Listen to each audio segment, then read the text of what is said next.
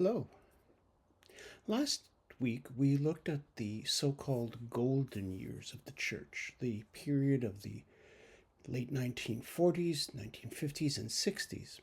And we saw that during that period, many of the institutional and cultural supports that had sustained the church were crumbling in the face of a greater push for individuality and personal choice.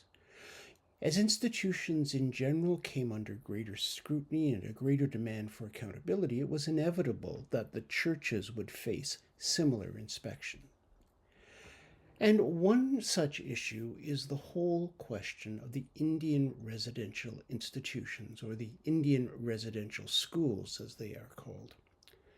Clearly, one of the darkest marks on our church's story. And despite having existed prior to Union and forming part of the legacy that the Uniting Churches brought into the new United Church of Canada, most Canadians and most church members were unaware of these institutions and the significant role they played in the colonial legacy of the nation. And that tragic history began to become clearer throughout the 1980s and 90s. The rise of the American Indian movement in the 1970s set the stage by opening up a much wider appreciation of the horrific impact that European colonizations had on First Nations and the legacy of that encounter that was still being played out in contemporary First Nations communities. Awareness was growing of the horrific living conditions of many Aboriginal communities and the extent to which the dominant culture had treated this minority group as an out of sight, out of mind problem. A growing group of voices, both Aboriginal and non Aboriginal, secular and church related, drew attention to the many aspects of the second class status of First Nations in the country and the church. With that growing understanding of the conditions prevalent in so many communities came a growing appreciation of the scope of First Nations spiritual traditions. The first phase of the United Church's developing awareness and response culminated in the apology presented at General Council in 1986. This apology acknowledged the failures of the newcomers and the many ways in which European zeal to evangelize did incredible harm to First Nations people. It's a significant part of this story to realize that the apology was acknowledged but not accepted. Acknowledged but not accepted. First Nations wanted to see how the dominant culture would live out its very fine words. The apology was accompanied by a healing fund designed to be used by First Nations communities to address ongoing issues in creative and grassroots ways. The 1990s were dominated by a series of lawsuits brought by former residents of church run residential schools. For many church members, this was an abrupt and often unwelcome education in the systemic faults in which we participated because of the actions of previous generations and which we perpetuate in contemporary attitudes and social arrangements. So, amid the welter of claim and counterclaim, and in the face of incredible stories of personal loss and sacrifice, even sorting out the details became challenging. Some things are clear. The United Church, in its own right and through its founding denominations, participated in administering residential schools. The ones involving the United Church were largely in Western Canada. The racist underpinnings of the residential institution's effort is clear. In the minds of some government officials of the day, the residential schools marked a solution to the so called Indian problem. At the same time, there are existent records of a few, First Nations leaders seeing the schools as the only way their children could thrive in the new reality that was bursting out around them, where the traditional ways seemed to have no place. There were many white teachers in the school who acted quite selflessly, at horrible wages, in difficult conditions, acting out of a sincere love for their charges and the conviction that this was indeed Christ's call, all the while participating in a system that was bent on destroying a culture, which should be a salutary warning for us that good things done within an evil system are still problematic. Meanwhile, the conditions at the same schools rob Native children and youth of their religion, language, culture, making many of them outcasts in both Native and non-Native societies. Being removed from their homes and their cultural settings deprived many residential schools of models for positive parenting, and that meant that the impact of the schools was continually felt in the subsequent generations. The loss of language and culture left many of the former students feeling unable to fit into either their traditional culture or the dominant culture. The skills that they were taught at the institutions were often unneeded and unwelcomed in society, and that in turn led to high rates of poverty, addiction, and incarceration. Clearly, there were acts of physical and sexual molestations, which led to the trial and criminal convictions of several former residential school employees.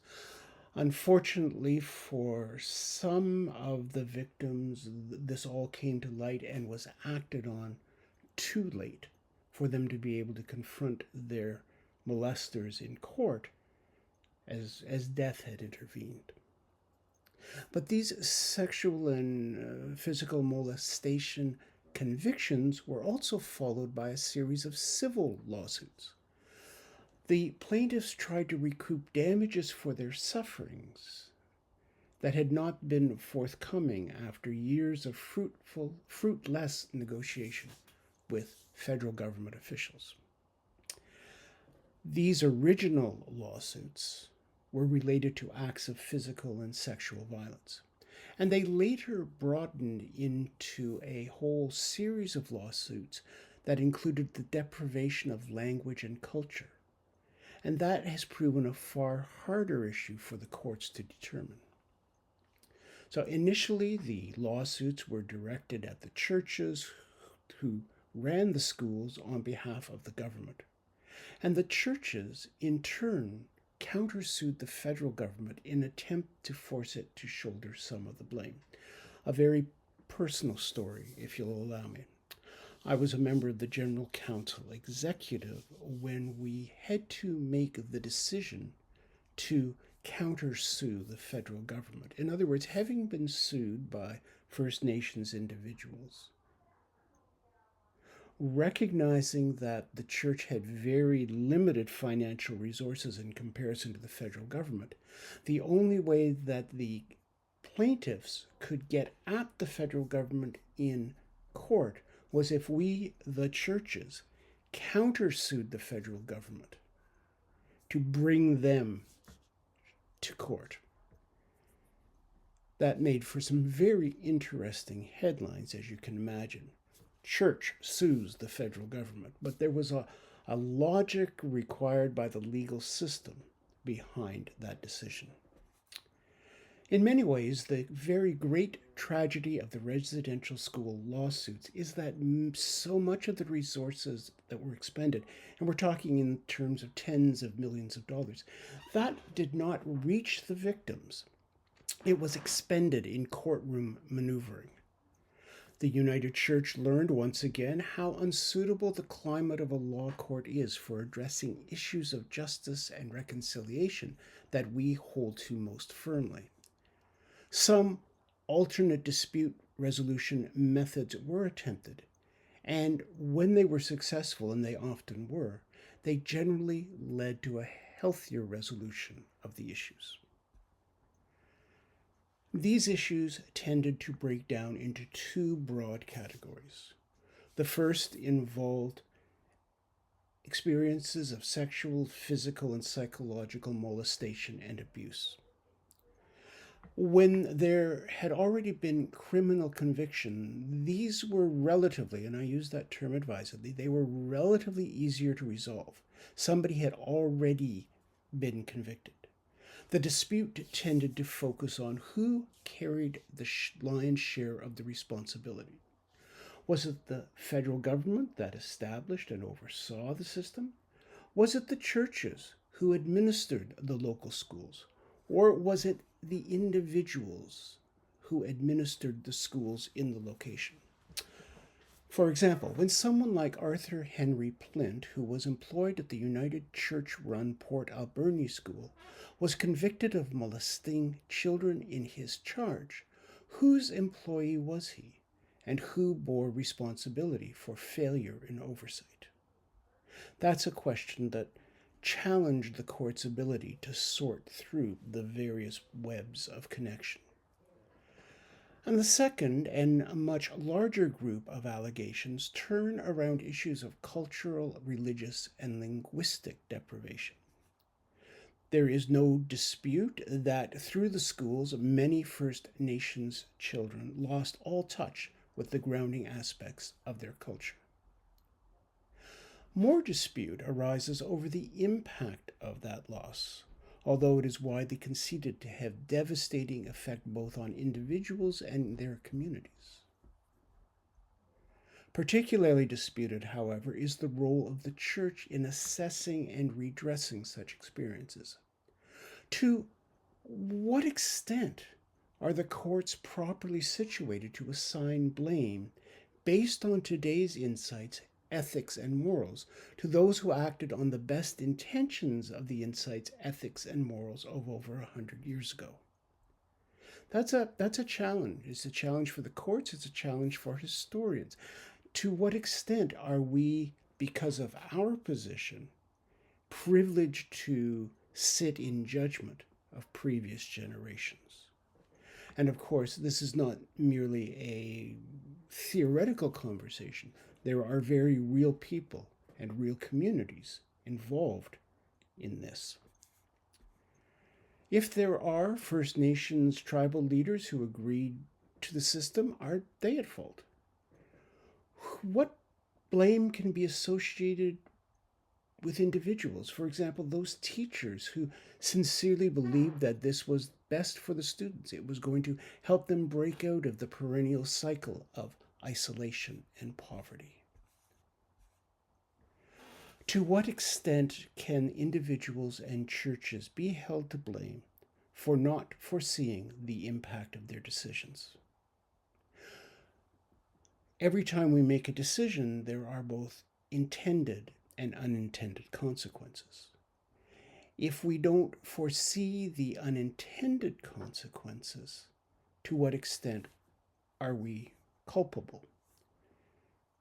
And this has to be laid alongside the documented evidence suggesting that some government officials saw the residential schools as an effective tool for eliminating and assimilating First Nations people.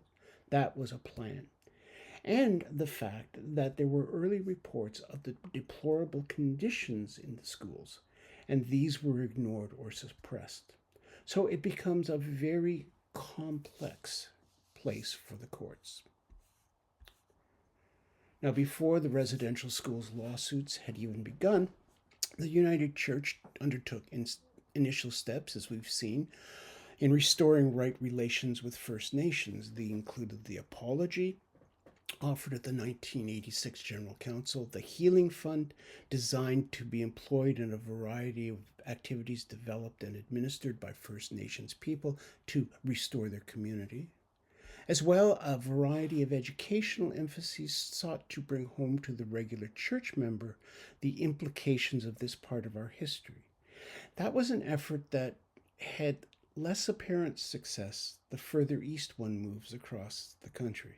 Again, this is something that I lived through speaking to congregations, and there was much more welcome, not eager welcome, but a willingness to take on this information the further west you go in the country. And as I come to Nova Scotia, there was a great deal more resistance, perhaps due to the fact that the First Nations institutions, the residential institutions in this part of the country, were largely Roman Catholic and not United Church.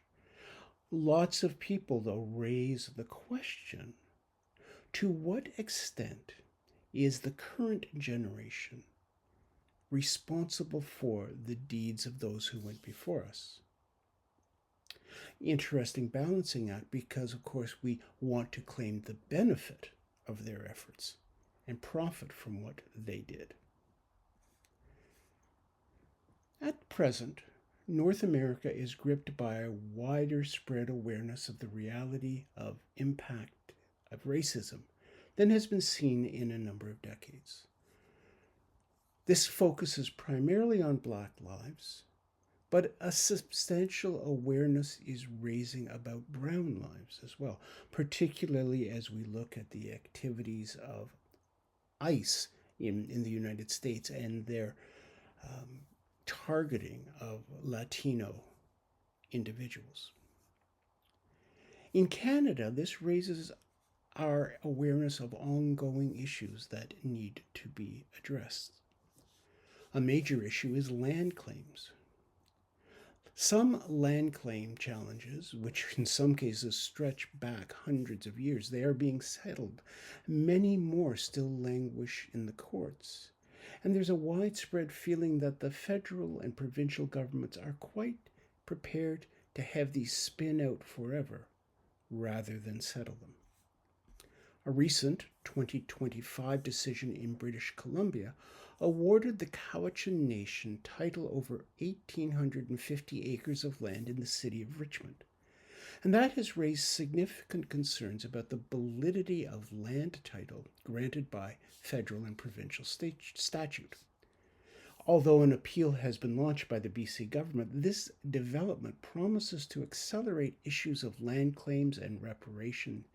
And though the Cowichan Nation has indicated that they do not wish to deprive anybody of their homes, it raises the whole matter of when this land is deemed in law to belong to one party and has been given away by another party, how do we work out the results of all of that? These outstanding land claim matters have significant impact on a variety of resource development projects deemed to have a negative effect on traditional territories. And the governments and industry, often eager to extract profit, regularly chafe at and seek to do an end run or to overcome the so-called duty to consult. They're also exposing the widening fissures in the Indian Act, which has layered a Western style of elected band councils and chiefs onto the traditional leadership structure, which leads to confusion as to who speaks for the bands. Some First Nations have succeeded in playing the dominant culture's economic game, and they are prosperous and they are able to support their members. Most, however, languish in a backwater location that are plagued by ongoing failure in supplying even the most basic standards of living that we accept in Canada.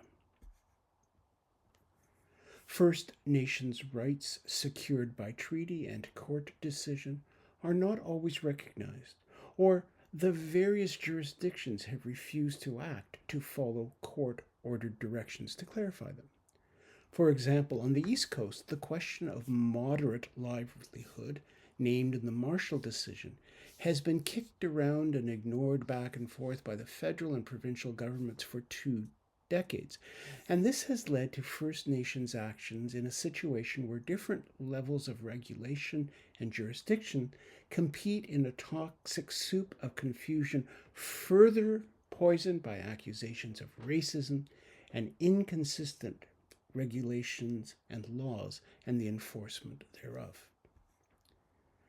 We have a legal system which is widely acknowledged courts, police, prisons that negatively impact First Nations individuals to a far greater level than their proportion of the population would predict.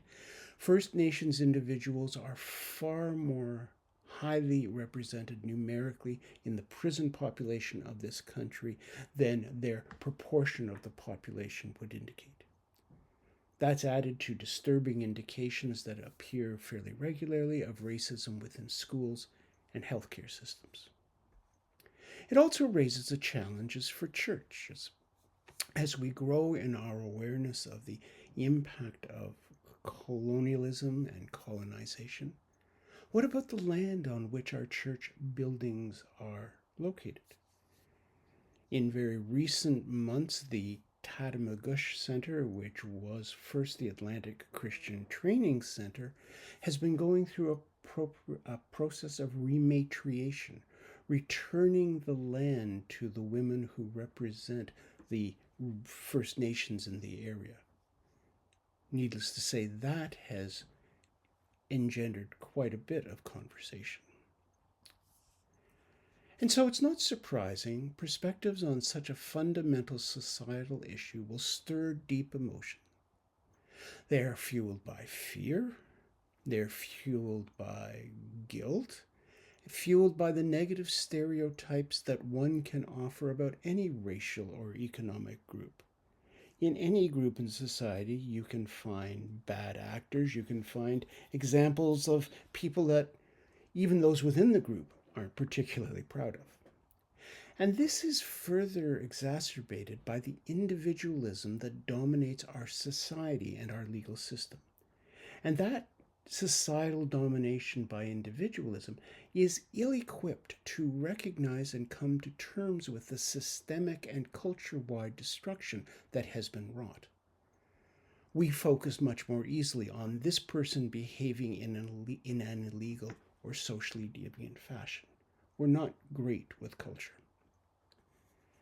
A significant question as well is whether or not the current level of awareness and commitment will continue. Active response to the Truth and Reconciliation Committee and the inquiry into missing and murdered Aboriginal women and girls has been disappointingly slow, for all the fine words that are spoken and written.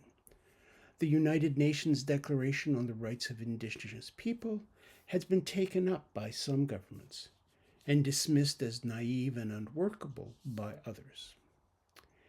And you can find the calls to the church given specifically to the United Church of Canada by our own First Nations caretakers of the Indigenous Circle on the United Church website. That's a breaking out of the calls put forth by the Truth and Reconciliation Commission and their application specifically to the life of the church. The United Church of Canada has adopted UNDRIP, the United Nations Declaration on the Rights of Indigenous People.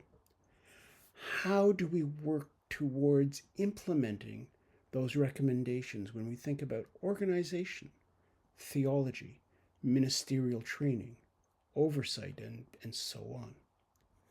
None of these are easy in and of themselves, and they are further complicated by the reality that First Nations are many, and they are by no means uniform in their approaches and understanding, and it's quite unreasonable to expect that they would be. But it makes it far more challenging to develop responses which are theologically and socially and culturally appropriate in different ways of looking at First Nations culture and different self-understandings by First Nations. There's no question that European colonization had a devastating impact on First Nations. There is no question that the ripples of that encounter continue to spread.